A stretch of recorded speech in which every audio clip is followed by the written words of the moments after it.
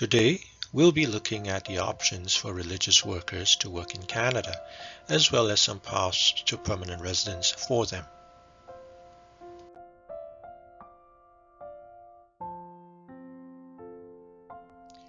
First, let's look at the applicable codes under the Canadian National Occupational Classification.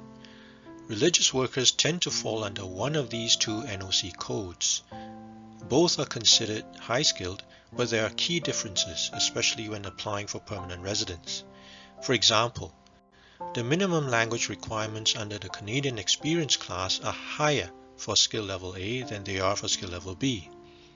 And under the BC Provincial Nominee Program, which I'll discuss later on, there are no minimum language requirements for a skill level A occupation, and you get more points. Here are the three usual ways for a religious worker to obtain a work authorization. We start off with a Regulation 186L visitor record, which is not a work permit. Then we have the Regulation 205D work permit, which is exempt from a labor market impact assessment. And finally, a religious worker can apply for a work permit based on a positive labor market impact assessment.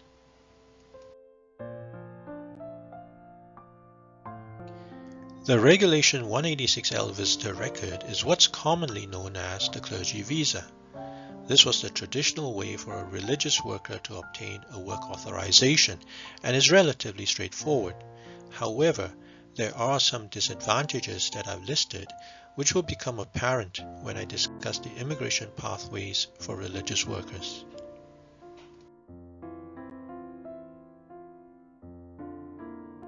Prior to 2015, our firm brought a successful federal court challenge which led to changes being made to the immigration manual so that whether a religious worker is paid or not would no longer be a factor to assess whether the work is of a religious or charitable nature.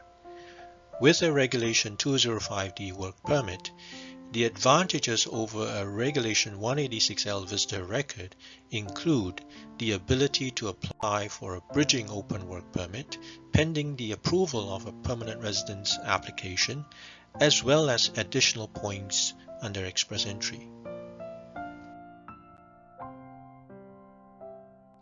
When express entry was first introduced in 2015, many religious workers found that they did not rank high on the comprehensive ranking system. In March of 2016, we led an ad hoc group of immigration lawyers to plead the case for religious workers to the then immigration minister. Thankfully, amendments were made to the ranking system in November of 2016, and religious workers were one of the groups that benefited from being able to claim an additional 50 points for arranged employment.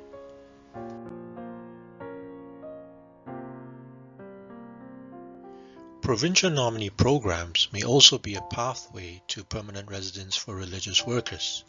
However, the requirements vary from province to province, and some provinces like Alberta expressly exclude religious workers. In British Columbia, registered charities may be eligible to sponsor an employee for nomination.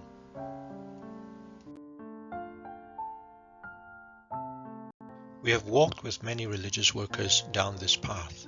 If you are a religious worker intending to immigrate, contact us to explore your options.